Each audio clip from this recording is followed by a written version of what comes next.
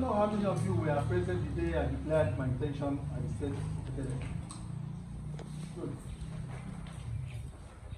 I mentioned that I'm running this race on 3 strong factors. First was my person and personality. It's believed by heart that I possess the requisite integrity, strength of character, grit, experience, exposure to run for this office, clinch it, and take the state to a new height. Second is it that I have good knowledge of the dynamics of PDP, being a founding member in 1998.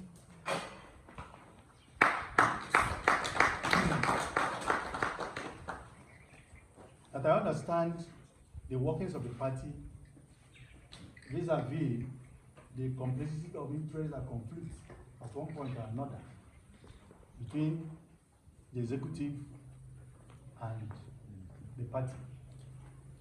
And that I actually recognize that only the governor, when it starts, as it has started now, has the power to hold the party this way and the state this way and reconcile both. As you see the strong activism making rounds now, issuing from the controversial zoning arrangement of Central and North. I did say that my perfect knowledge and experience of the workings of the party is one of the things that fired me on. I can clinch this thing and emerge as governor. Thirdly, that I understand also what plays out in the state and governance, that is, the governor representing the executive arm of government and the people being the state. And expanding more on that, it is not far-fetched to check the books. The Constitution gives the governor, any governor in the Nigerian political space, a powerful, very humongous powers. What he chooses to do with it is entirely different ballgame. If he chooses a priority to deploy it for the good of the masses, glory be to God. If he chooses to deploy it for overmastering reasons, there's not much he can do, because those powers are incumbent on him constitutionally. If I have to go down memory lane in pit, I should recount to you how I was among the few in the front line of the struggle at the beginning of this Fourth Republic to establish the independence of the legislature, of which you are part. It wasn't an easy struggle. For that whole 4 years, my salaries were seized. But I didn't bother because I had my second address. This house was already standing. This house was built in 1991. So I had my businesses running, so I didn't budge. I fired on in that conviction that if we allow the executive to cow the legislature, it will culminate in a coup against the masses. Because what it now means is that we would have defied the constitutional provision that allows for the doctrine of separation of powers, where the legislature is expected to oversee and checkmate the exercise of the executive, not to confront the executive. So the arrangement as provided in the Constitution is supposed to be mutually inclusive. So I was very convinced down deep in me that if at my entry into politics, I stayed quiet and allowed this to happen, because most of those governors there, 1998, they were simply hybrid monsters. from Abia State to Edo State, then to Delta State, to Lagos State, to Taraba State. These were very notorious governors who sought to pocket the legislature. So nobody will ask them questions. Because only the legislature has constitutional powers to ask the governor a question and by extension even impeach, to remove it. Nobody else. So they targeted the legislature. Those notorious governors there, 1998. So I was one of such daring legislators who refused to be proud. And like I said, it ended me a lot of thrashing. They attempted a number of things, they called me to do this. That's right. So I understand the powers incumbent on a governor. I do. I am running the race to finish the position of the next governor of Abia State on one very strong ground. That is honor. I'm bringing something into the cocktail. What are you bringing? All this through a campaigning. I appreciate that we are many in this race, from south to central to north, notwithstanding the zoning arrangement. But my question would be, which should resonate in your mind, even as you live there. What are you bringing to the mix?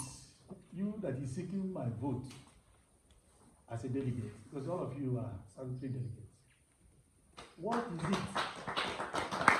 What is it about you that you convince me down deep in me that you're the one I should cast? And if you answer the question, pose it and answer it sincerely, honestly. I don't see anybody in the area of aspirant that you choose other than me.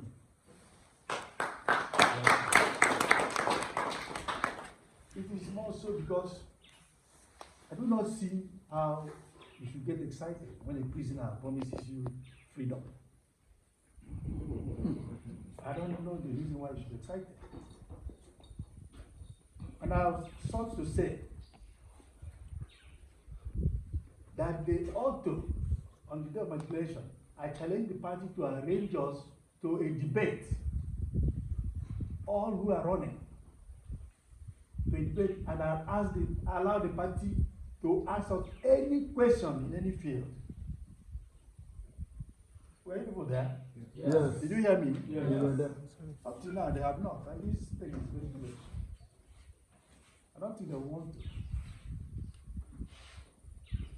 What I'm bringing to the mix is integrity. Over the years, I've been able to carve a niche for myself and my men. So that those who know me know, and when I say a word, I keep to it.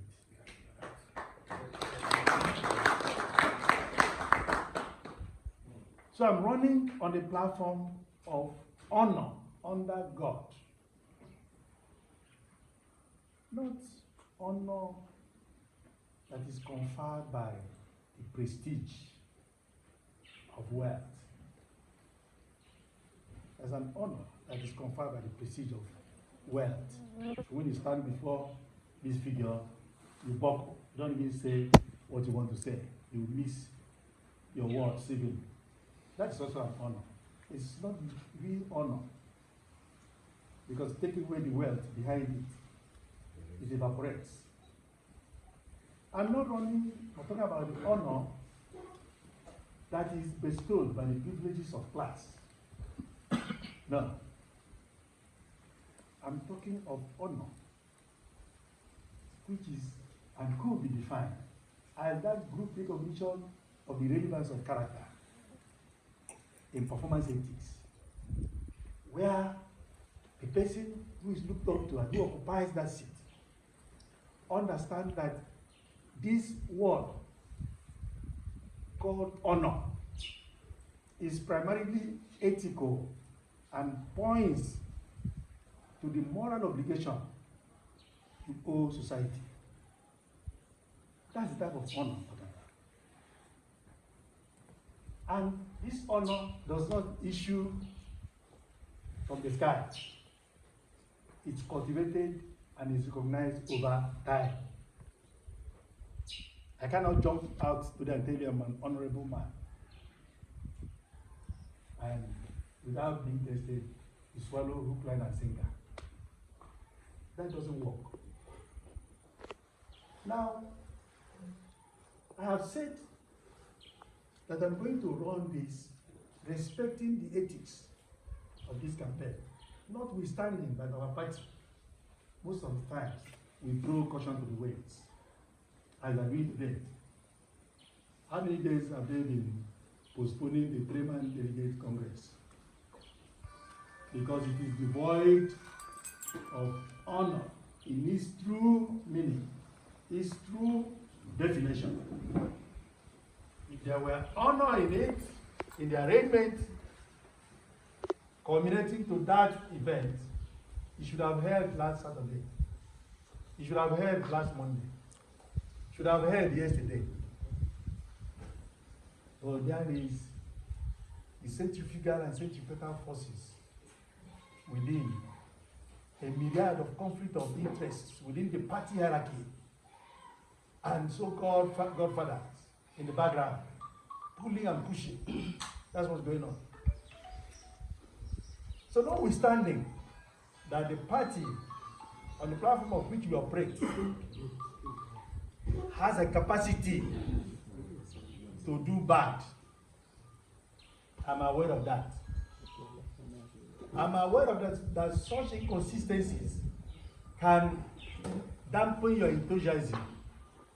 It's possible, and those who are contesting, look at this thing. But first example is how this guy went out of the race. I mean, Greg, you can see that when he checked what was going on, his enthusiasm in the entire thing was so dampened, he could not hold on. He just left. So I am aware of the capacity of this party called PDP to devour its own. Yes, they have done it before. They have always done it. If any of you is given the opportunity to recount your ordeal in the process of assuming this your office, you write pages. You write pages. And this fact is one of the things that fire me on in my determination to follow through these primaries, this contest to the end, and clinch this ticket, come and rebuild the party. Where the party will lift the practice from the books and apply it in practice. Not what is written becomes something else, and what is practiced becomes something else altogether. So that the main reason why I have called you is that I want to solicit your support to vote me as the starline #1 aspirant. I have decided that I will follow through this race with the highest available decorum and respect. I don't want to go into name calling. I rather want to state who I am and why I'm better than the rest. It is supposed to be our turn to produce the next governor. Sure. One of the problems I have with Don Joseph, if anybody is close to him, you can confirm this if he will say the truth,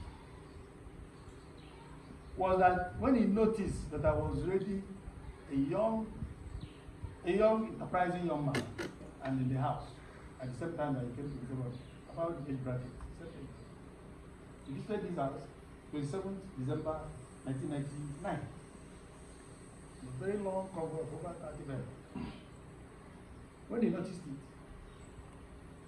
he was challenged. And he thought the best thing to do was to conquer me. So he wanted to subject me to some kind of sinister subsidence. Something that would hold me down all the days of his tenure. So that he can be sure that nothing untoward will erupt from the House of Assembly where I was operating. And what he offered was that he would hand over to me. This was 11 o'clock in the night at the lodge. He said, if you do this, when I finish, I'll hand over to you. I have the power. And I looked at him. Wasn't that enticing enough?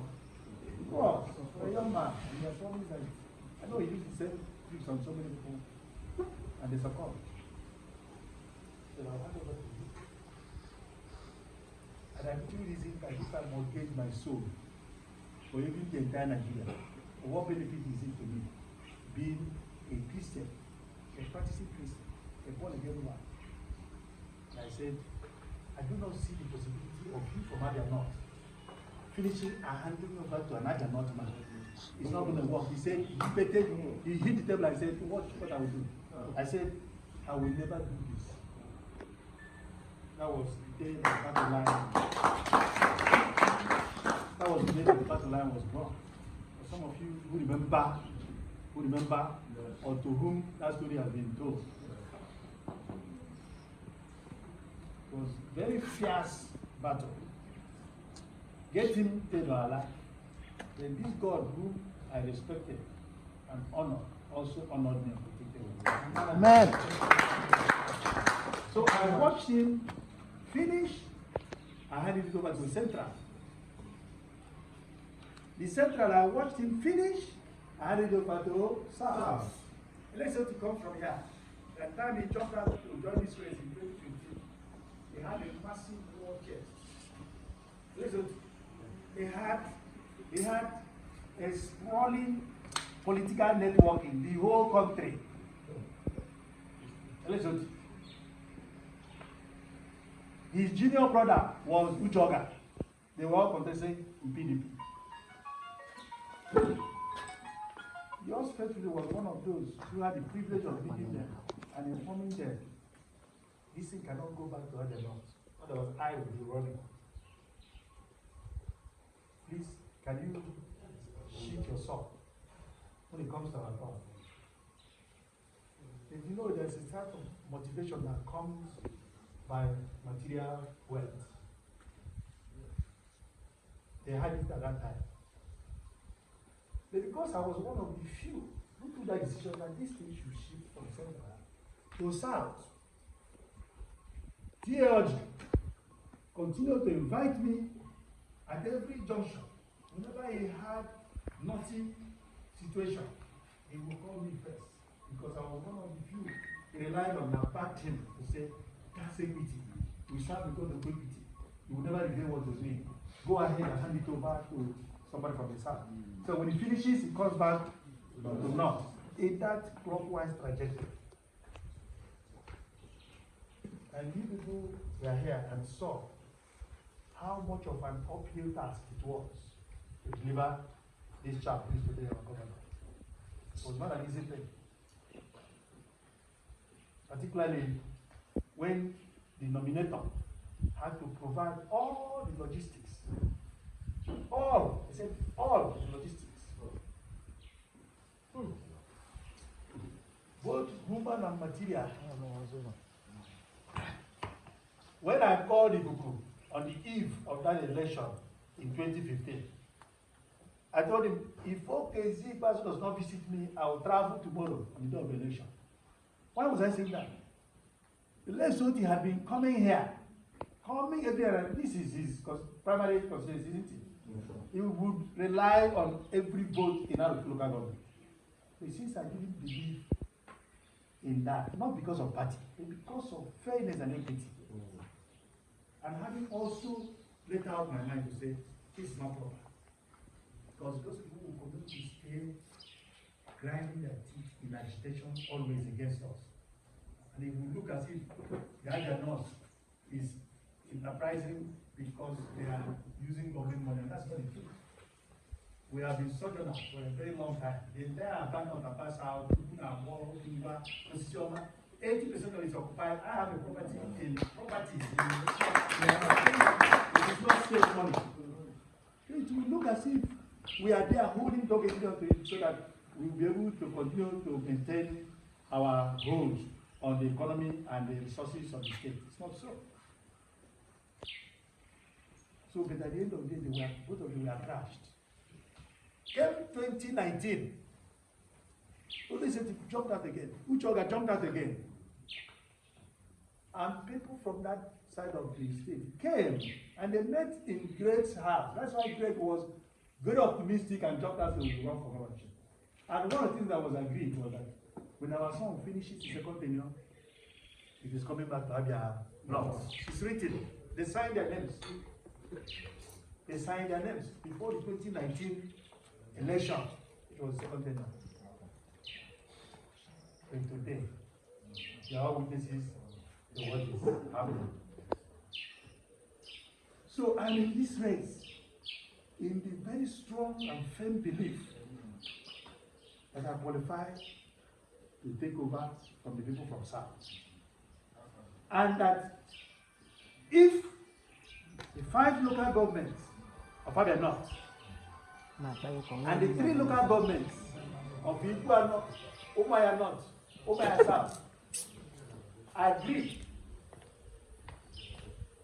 that it is wrong for Abia South to hand over to Abia Central. And the worst of it, the same clan handing over to a kinsman.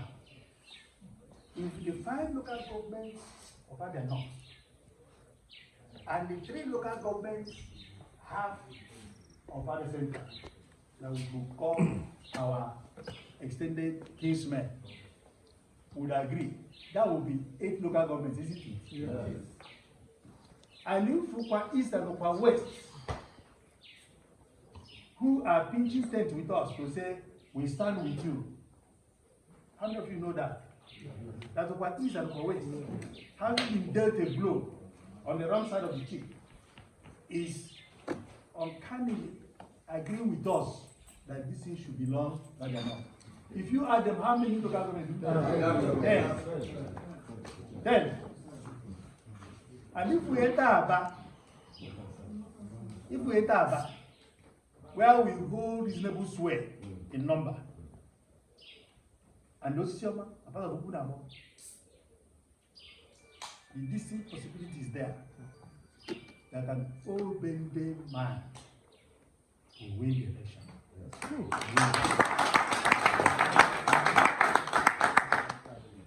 Now, 2 dangers stare out as face. To rescue the party from the verge of collapse, as it is today, it is just at the periphery of tipping over an abyss. I have something that looks like that here in front of my house. If you don't put on there, you will fall for the next 2 hours, you're still falling back. Our men, delegates, which we are suspecting may be the final decision of the NWC. It may be that they will decide that the statutory delegates in Abia should be enough to conduct our primaries, because there is too much controversy over these 3-man delegates. So I should be without considering that they yield to that pressure. You, the statutory delegates, the onus will rest squarely on you to address this anomaly.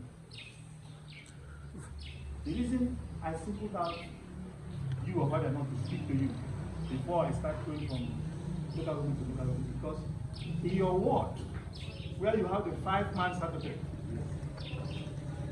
you operate with a degree of sway, of control, of respect. Because you are an elected councillor in your different wards. So your voices can be heard. So that what I'm doing here is to lay the background on which you are going to have to go to your wards and choose to talk to the other 5. There are just 5. You can meet with them morning, afternoon, night. To say it will be a double tragedy if they bring money, which is supposed to be our common patrimony. It's our money. Otherwise, I will challenge the person to show me where he has his industry. What does he produce? Where is his shop? Where he made this merchandise of money to give you to vote wrongly. It will be a double tragedy that this money, which belongs to us, was given to you. You are part of the owner of the money. And to rub it in the more, you are asked to do the wrong thing for receiving your own money. You don't favor me with what belongs to me, do you? The house is already mine. You say you want to dash me this house if I do this. What can you solve? Otherwise, show me where is your shop. Show me where your construction company is, as you see them here. I have equipment up to 25 cars. I've been in that for years. That's where I make the money. The transport I'll give you, that's where I get it. This man who is bringing 1 million, 2 million, 5 million, whatever he wants to share it, I don't care. Show me where you make that money. Where is your factory? There's no factory anywhere. It is our common patrimony. And what I'm warning is this: it will become double. To give it to you is not your fault. But it becomes your fault that you received it and now voted against your rights. Yeah.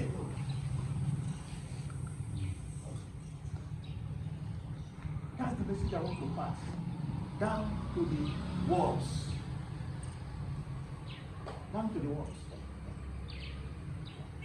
So that from this day, because listen, when this thing started in 1999, this is what that informed my struggle and opposition within the party against the government.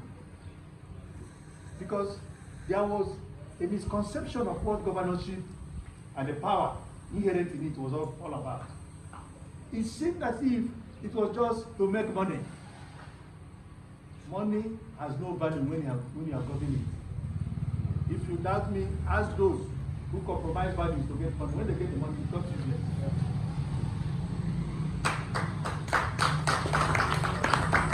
And in my short life on earth, I have touched money. So this kinsman of ours thought that he would use this governorship just to float a line, which he did, float a bank in Ghana, which he did, float a shipping line, which he did, buy the biggest house in Portugal, and forgot to provide or change the infrastructure landscaping of Abia North. This road in front of my house takes you in less than 15 minutes. This one. From this way, it goes to Ameke. From Ameke, if you get to Ndioji, you cut to Ndiebe. From there, you have one shot. I once used that road in 1981 in my car. From that Ndiebe, there's a shortcut to Abreba. From Amono, this one that you came from, this one, I'm the one struggling over this one. I'm the one struggling. The state doesn't want to pay, but I insisted in maintaining it so people can at least get by. If you follow this road past my village, it takes you to Arojuku to Ihechowa in less than 30 minutes. It's 25 minutes. Okobo, we have from Ihechowa, the rest of the people. The infrastructure decay of Abia North is not comparable with any other zone. So our 8 years was frittered away. And I said to them, if we have to wait another 8 years, it's terrible. It's unacceptable. Only somebody from Abia North will use resources of the state to tackle the infrastructure deficiency of Abia. So there are so many reasons why we need to stand true to this convention that it is our turn to produce the next governor. And when you have left that layer, come down a little more. How many of us? 4 of us. Check through the 4. If there is any of them that can stand with me in a debate and say he qualifies above me. I've been a commissioner, almost a leader for 2 years, and then became a commissioner again, asset and debt recovery for another 2 years. And if I go to Abia now, or I don't know, or you call the crowd you saw the day I declared 60% of them came from Abia. That was because I endeared myself to pay my time I was commissioner. There's not a single person in all of Abia, trader or whatever, that will say he handed over 1 naira to me. And you know, these people are intelligent. I was the only commissioner under Theology in our set that received certificate of commendation. I still have it. The next time I address it, I'll look for it and show it. Why? Because he investigated me himself. You know, when you went to bring a change, there are forces that are reactionary that want to stop you. That's what I suffered. Those forces heaped all manner of vile accusations against me, unknown to me, I didn't even know. Vile propaganda, just to punish me, because I stood in their way. And they said things won't be done that way, it has to be done right. So much was this heap of horrendous accusations against me that the governor decided to go and investigate it himself. I didn't know. When he finished, he told the chief architect of this propaganda and slander to go write a certificate of commendation from the government signed by him and hand it over to me. That's what happened. Tell me, that's what happened. And the person who took over from me as commissioner for commerce and industry, while I had now switched to another portfolio. Within 2 months, what is his name? Within 2 months, there was special escort for him. He couldn't look away when he saw the allurements of the market trade, because the traders will always come with money. Take, I want you to prove which I never succumbed to. He couldn't resist it. He saw it in his hands. Special escort was someone, and I was there in the escort. The governor dressed him down and sacked him. So, that line I said, of Paul, Zimum back. I have declared and I have pledged that I'm one person, anybody who is running from South, Central, and North, and repeat with me that when he comes, he will invite the FCC on his day of deliberation, invite ICPC or whatever CC, and investigative journalism to say, come, we will assign you a desk, give us an officer, and check through our expenditure every month, including security votes. I challenge them. Any of them who can say it, I'm saying it, I'll do it. Why? It is possible because I don't want to buy a new car. It is possible because I don't want to build a new house. Anywhere in the world. Anywhere in the world.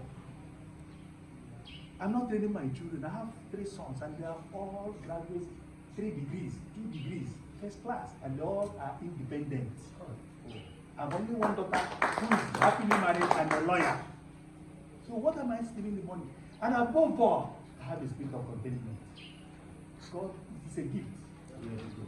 Contentment. Otherwise, you can have all that and still want to buy a house in Honolulu, in New York, which you don't stay. It's not the demon of greed. The demon of greed wanting you to steal, accumulate. That is why it is possible for me to deliver on my promises. And when civil servants know that the government is not stealing, even his security vote is subject with public accountability. They will not steal. Because they know if they are caught, you will protect them. Zero tolerance for corruption. So, I mean well. And I say, I'm running to win, but not at all costs. Nobody will hold me like a cow in tow to a shrine to be subjected to an oath so I can be supported to become governor. Away with cant and rubbish. I cannot be subject to something. I cannot. So when I tell you that no, Scott has a qualification, but is he loyal? Have you heard that before? Yeah. Scott is qualified, he will be the best, will he be loyal? You ask yourself, what sort of loyalty are you expecting from a governor? What sort of loyalty are you expecting from a governor? I am a loyal party man. And I say, loyalty in its true form, its true definition. Not a loyalty of slave mentality that is always crawling for parental adoption. I don't have such loyalty. I can never have such loyalty. That's not how I'm made. I have a spirit that is anchored in the God of Abraham. And that spirit cannot be subjected to that sort of loyalty. The loyalty where I will be demythifying a motto. Fellow man. One preacher that I used to have a lot of respect for sent me a text a couple of days back. I said, please, I agree. Whatever they want to subject you to, so that you become governor, and we'll call priests to come and break it. I said, waka. So you what you will do, wait until it's your turn to become governor, then you go, they subject you. And by the way, do you know that when I enter into the domain of Satan, he'll be too happy. If I won't wait for me to be governor, that thing, when I get to him, I will die. Because Satan will say, we got him this morning. Kill him. Kill him. Because they yeah. I agree to go and do something. So when I finish, you come and pray, I will break it. My friend, God is more than that. God is more than that. That's why we hear God of Shadrach, Meshach, and Abednego. It was a hidden king, Nebuchadnezzar, that gave God of Abraham that name. When these people boys said, oh king, we are not able to answer you, but assuming our God doesn't want to rescue us, we are ready to die rather than bow to this image. He says, increase this fire, put them there. And they put them. They decided, even if God doesn't save us, they are convinced that He's able to save us, but assuming He doesn't want to save us this time, that would make us bow to you. And when that's what God is looking for. That's what God is looking for. And someone will tell me, because of the government, agree with them, don't call Godfather. Why am I not the Godfather myself? I will be governor so that I will be Godfather to somebody in the true form. And advise him with the fear of God and the Bible. I want to say to you, if what I'm hearing from Christians and ordinary men is real, if what I'm hearing is real, it means that God has come for once to reclaim His state. It's called God's own state among the 36. But there's scarcely anything to reflect that over these years. In fact, if anything, we have walked the pathway of misery in this state. And finally, I have cautioned on the radio, I've cautioned on the social media, that those who are behind this activism going on now, this lawlessness going on now, they should be worried. They should be careful. Because if by any stroke of luck, people loses either say to another party, they will spend the rest of their lives in jail. Yeah. Confirm. They don't seem to know what they're doing. They're playing a Russian roulette. They're playing a Russian roulette, playing with fire. If they do this, because some people, don't have that boldness to come out like us and talk. They are just waiting in the wings. Once you give the ticket to the wrong person, they work against the party. Yes. They did it at the center. Yes. And people who knew, including Ambassador, was telling Goodluck, don't do this. We all get committed to this. One full tenure for you. Don't do this, but if not, we will not agree. The same party, this our party, they printed only one nomination form in 2015. What does it take a man to say a word and keep to it? That is why God is God. Anything he says is immutable. His word is cast on stone.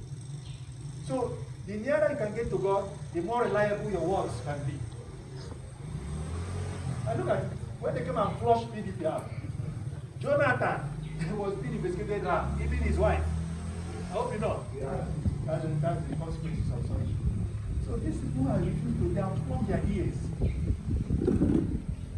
If God does not come, I was telling somebody yesterday that God will come.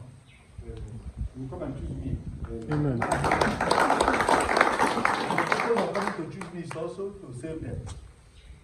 Because if I'm not chosen, and they go ahead to choose that person they want to choose in central, there will be protest votes, and that protest vote will give the victory to another party. And that other party, they will set a commission of inquiry. Their jail term is not 10 years like EFCC. EFCC is federal. Their jail term is 35 years, 40 years.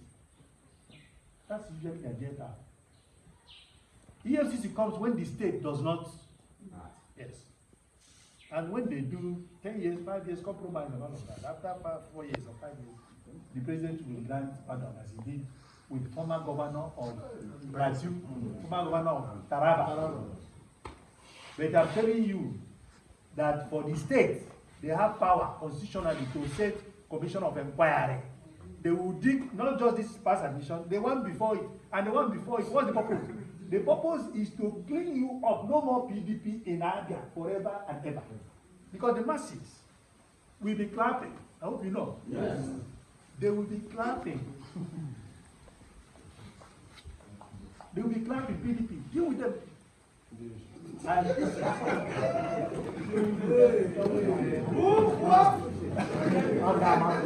so we are in this race to save not just our own people, but those in power today. That's one of the things that in this race. It's not just to save us, but those in power who think they are untouchable. They are not untouchable. It's just a matter of this is 5 days from today, and it's over. I am therefore asking you to carry my message down to your works. I intend to do, I was supposed to start on Monday to do Arochukwu, Ahad and Bende. Tuesday for Imunoji and Subato. Today, Wednesday, was supposed to be Iguano, but this ding dong about 3-man delegate conference. Each time I call, the chairman will tell me, we're again, they know why tomorrow. They said we cannot. And I said, well, I have councilors who can reach out and carry my crusade to the works. So that if they continue to do this. Meanwhile, the primaries is on Saturday. Isn't it? Yes. Primaries is on Saturday for House of Assembly. Yes. And today, there's no certainty about the 3-man delegate. So I'm appealing to us, gentlemen and ladies, to adopt me as your candidate, not in emotion, so I don't come harassing you. Not in emotion. Adopt me as your candidate by adopting what I have said. What I have said to you here, I'm sure many of you can still recall it when you get to your words. And make me your candidate. But if you pass a vote of confidence on me, you are not bad, you are not on fetters. Am I right? You are not on fetters because you can pass vote of confidence on me, on another person, and they are not. I don't know how many of you know that their individuality remains with you. How you intend to express it is all yours. Because I see people, like I said, who think that loyalty should just be this mentality of slavery. That is not what it is. Loyalty should mean if I agree with you over anything, it should be there. That we agree. If there's any reason why we will not do it, I tell you at the point we are taking off, this is not possible. And you hold me to it as I say, it's not possible, I will be able to do it. So if I'm elected councillor, I do not know what he said I should be to speak out what he knows is truth. I do not know, because you are not appointed councillors. You are all elected councillors, am I right? Yes. You are all elected councillors. You have a specific tenure. That does not suggest that you are going to be unruly before your betters, your leaders. No. But at the same time, you are not expected to be cowed. So, Abia, when? Abia, no. When? PDP! Power to the people! Power to the people!